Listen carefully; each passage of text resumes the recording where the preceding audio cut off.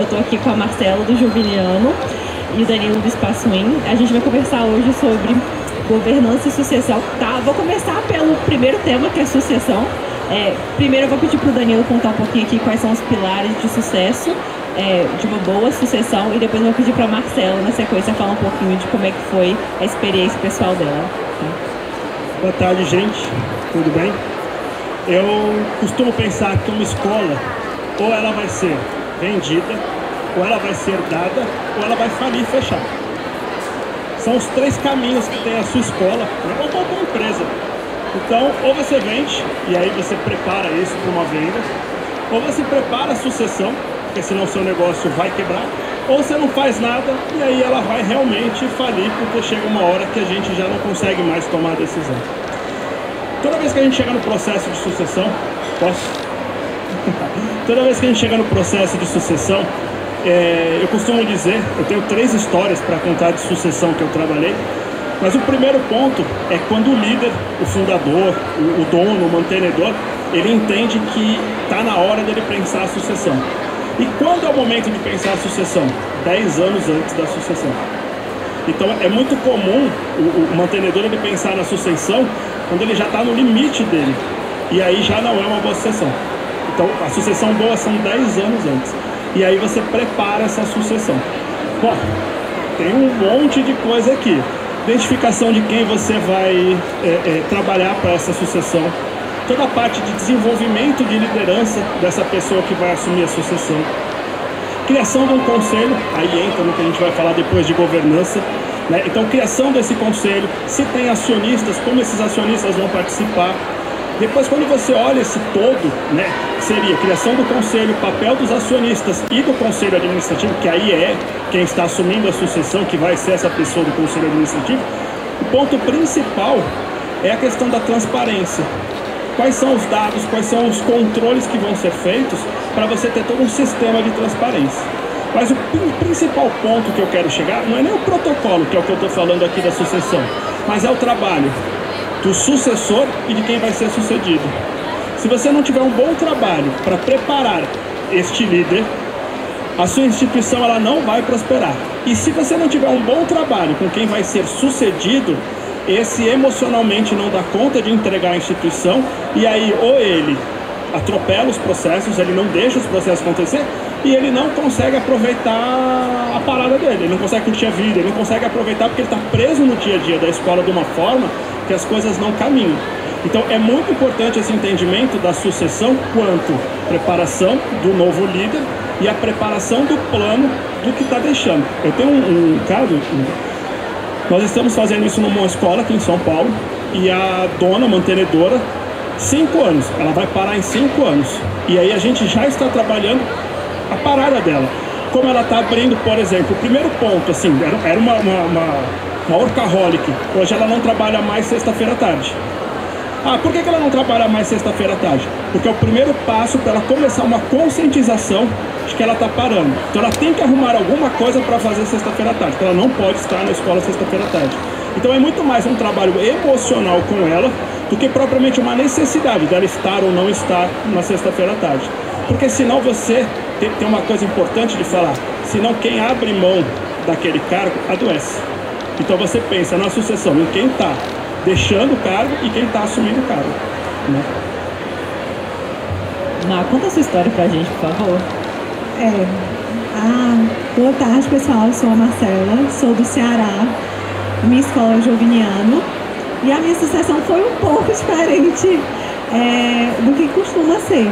Eu sou a 3ª geração e o meu avô pulou uma geração. A escola foi fundada pelo meu avô e ele não conseguiu fazer a sucessão para minha mãe, que era a filha dele. Então, há 15 anos atrás, a minha irmã entrou na escola e começou a sucessão. Foi quando meu avô começou a desacelerar e realmente fazer a passagem de bastão. Já eu estou na escola há 6 anos e eu fui preparada para fazer a sucessão. Eu estudei para fazer a sucessão. Foi um dos requisitos que foram colocados, foi eu trabalhar fora da escola. Então, antes de ir para a escola, eu trabalhei em vários segmentos, trabalhei em consultoria, trabalhei em restaurante, trabalhei com material de construção, empreendi e aí só assim eu fui para a escola. E aí tem 6 anos que a gente fez realmente a transição, a sucessão. Hoje a minha irmã toca a parte de inovação e pedagógico e eu faço a parte administrativa da escola e RH. E assim, foi muito tranquilo a nossa sucessão, porque o nosso avô, de princípio, a minha irmã começou no chão de sala mesmo, há 15 anos atrás, ela foi para dentro de sala de aula, depois ela assumiu uma coordenação, depois ela foi aos poucos, pegou a direção só da educação infantil, e aí hoje ela faz a direção geral pedagógica. Mas a gente sabe que não é assim que acontece nas escolas normalmente, é doloroso. Ele abrir mão e deixar de ir todo dia para a escola, a tomada de decisões, eu não vou chegar aqui e dizer que foi lindo, que foi fácil, não foi, né? A minha irmã comeu muito mato para eu chegar depois, 10 anos depois quase, e conseguir assumir o meu lugar. Então, eu acho que a principal coisa para dar certo eu e a minha irmã, a gente tem, minha sócia, um alinhamento muito grande hoje dos nossos objetivos e a gente deve muito isso à consultoria. A gente passou 4 anos numa consultoria intensa para fazer essa sucessão, estudando, uma maturidade muito grande da nossa mãe, que abriu mão, né, do que era dela e passou para a terceira geração. Então, a gente teve muita sorte nisso. E eu acho que é isso, eu acho que é preparar os gestores. Eu tive uma visão de mercado muito bacana e assim, a gente já tem a 4ª geração e que ainda é pequenininha, mas fala: mamãe, eu quero ser diretora de escola. E aí a gente olha a minha sobrinha e a gente olha depois, então você vai estudar muito. E eu acho que foi isso, eu acho que a coisa mais importante foi eu ter uma visão de mercado, né? E a minha irmã também trabalhou fora. A gente não chegou, saiu da faculdade e foi para lá. A gente teve outras experiências e eu acho que isso fez a gente crescer como gestão. E foi isso, a gente se impôs e, poxa, a gente sabe fazer, a gente sabe trabalhar. E o nosso avô foi vendo que a gente sabia o que a gente queria. É um legado muito grande, a nossa escola tem 63 anos, feito segunda-feira. E é um legado muito grande que a gente carrega, é um amor. Que eu espero que meus filhos, meus sobrinhos assumam e vivam isso. Então, para mim, eu acho que foi a transparência, trabalhar fora, planejamento e o amor, que só trabalha com a educação com quem ama. Então, eu acho que para mim são esses 4 pilares para uma sucessão de sucesso. Boa, Marcela. Quer completar alguma coisa? Né? Quero. Quando a gente fala de sucessão, é muito importante entender que tem um protocolo a ser seguido. Só que o mais importante é que você escolha fazer isso com muito tempo de antecedência. Quanto tempo eu tenho, Júlio? Já, então, tem bastante. Eu vivi 3 casos bem distintos, né? Um deles, não houve tempo da sucessão. A sucessão aconteceu assim, e não foi nem por uma questão, foi por uma questão de falecimento. A escola não valida. Né? Então, quando ela ia para o pedagógico, mas você não é pedagoga, você nunca deu aula, você nunca passou pela parte pedagógica, a escola não valida. Quando ela estava no administrativo, o pai não validava quando ela ia... Então, assim, a comunidade educacional, ela preza muito por essa questão da experiência, que é a vivência.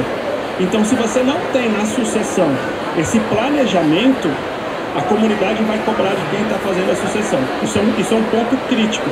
Por isso que a gente fala que a sucessão ela tem que vir um tempo, pelo menos 5 anos, mas o ideal é a gente começar a pensar isso com 10 anos, porque aí nem que seja, vou pegar aqui o caso da Marcela, você coloca, a Marcela fez uma jornada fora, né? Mas você coloca na sala de aula, você coloca isso numa assistente de coordenação e você faz ela crescer nisso, para quando chegar a vez da sucessão, isso está pronto, isso está feito. Então esse é o primeiro ponto que eu acho que a gente tem que ter atenção.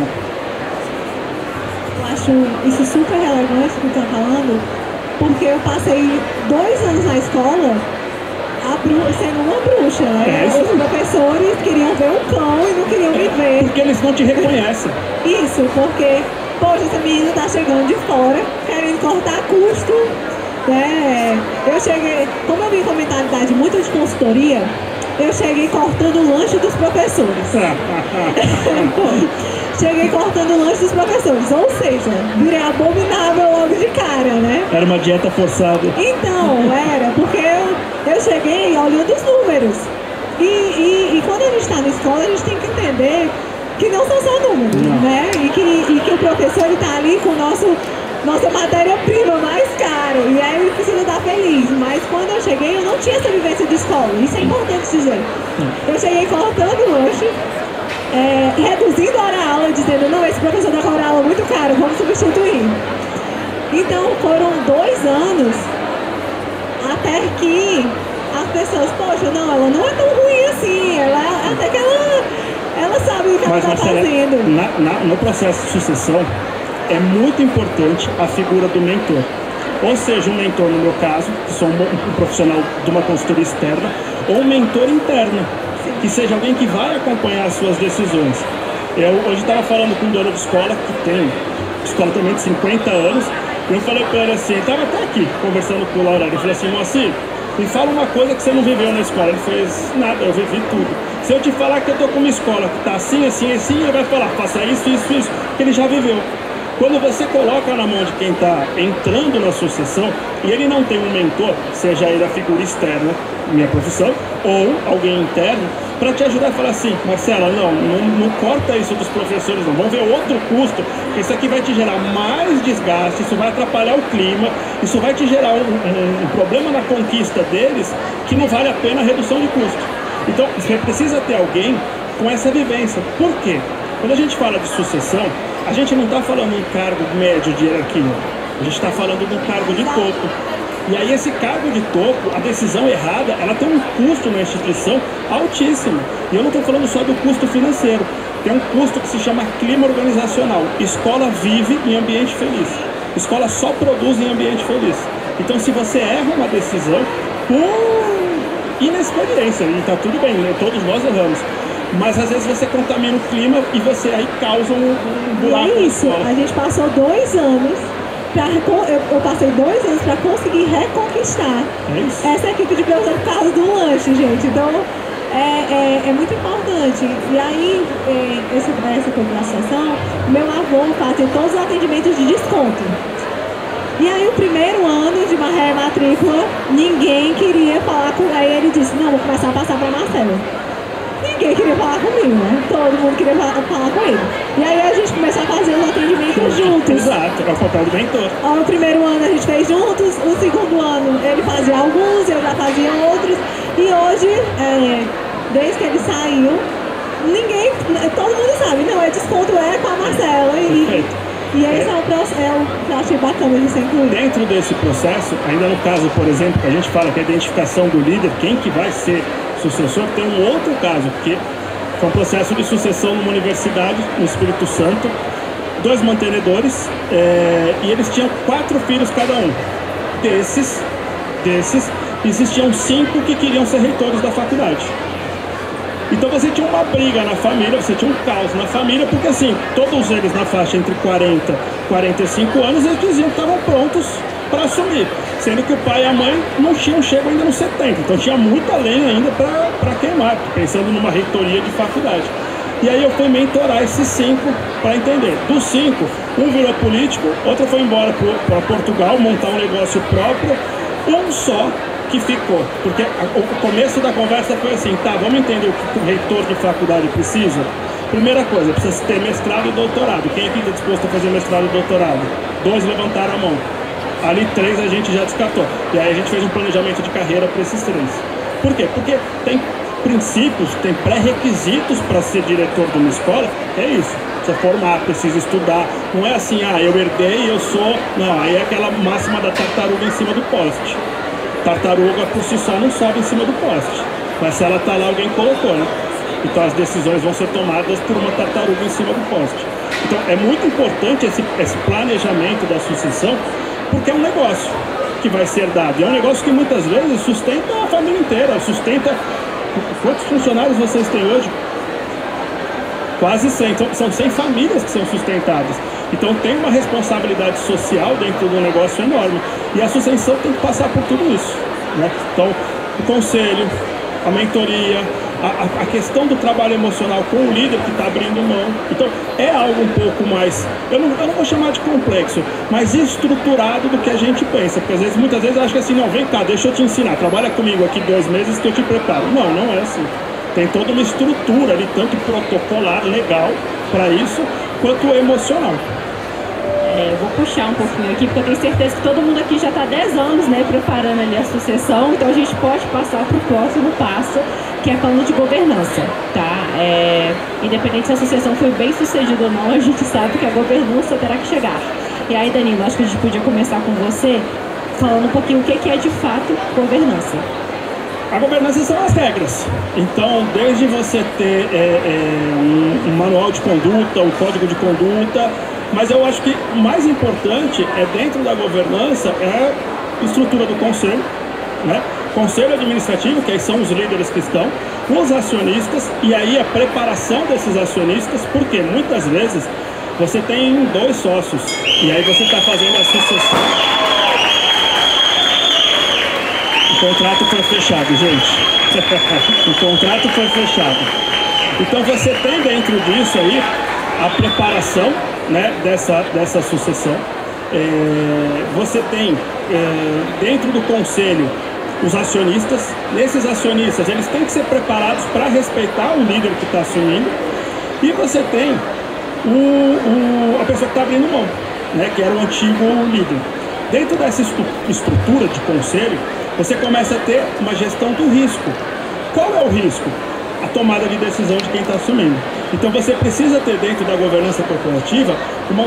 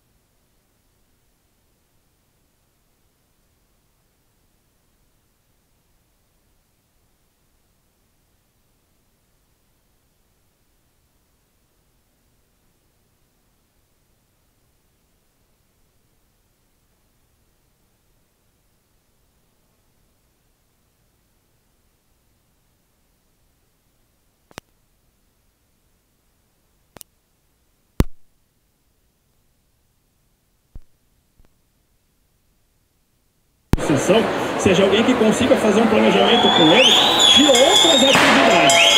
Tá? Então isso é extremamente importante. E a segunda coisa é alguém que acompanhe o novo líder na tomada de decisão por uma jornada um pouco maior.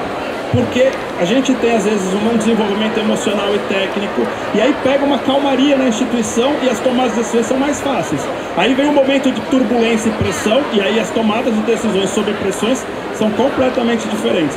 Então, ter um mentor, e esse mentor pode ser alguém interno ou externo, por pelo menos 2 anos é fundamental para a questão do sucesso. A questão da governança, eu sempre digo assim, é seguir os protocolos, é criar as regras, discutir as regras, se a regra puder ser feita por todos, melhor. A partir daí, seguir as regras. Bom, eu acho que para mim é escolher bem quem vai fazer a sucessão e não obrigar, né? Não colocar o sucessor, você tem que estar aqui porque é o meu legado, eu só tenho você e você tem que ficar. Eu acho que é escolher bem. Eu acho que o sucessor tem que ter o brilho no olho, tem que ter a paixão, tem que encontrar o que aquilo significa, porque trabalhar com educação é isso, e colocar para ter experiências, para viver em outros mundos, outras culturas, estudar, pedir uma vaga aqui no Isaac, e aí sim, entrar na escola e ir desde a sala de aula, que eu acho que para mim fez toda a diferença. Entender a dor do meu professor, da minha coordenadora, do meu marketing, é conhecer todas as etapas da escola. Então, seria minha dica coloque desde o auxiliar de sala.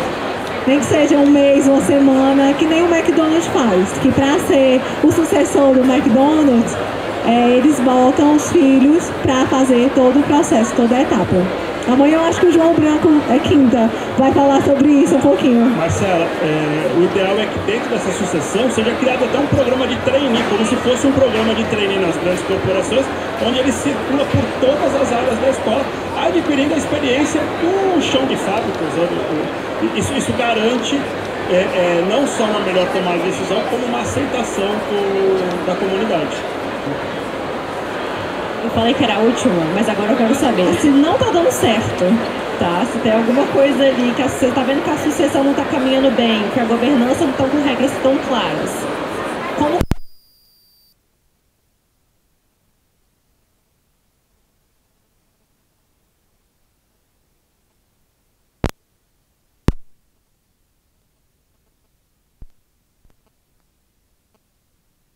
E se der errado, o que a gente vai fazer? Então, como a gente planeja uma sucessão curta, a gente está falando de 3 anos. Tá? Então, pode ser que depois de 2 anos, aquele líder escolhido desista, fala, olha, não é para mim. E aí, como que você faz?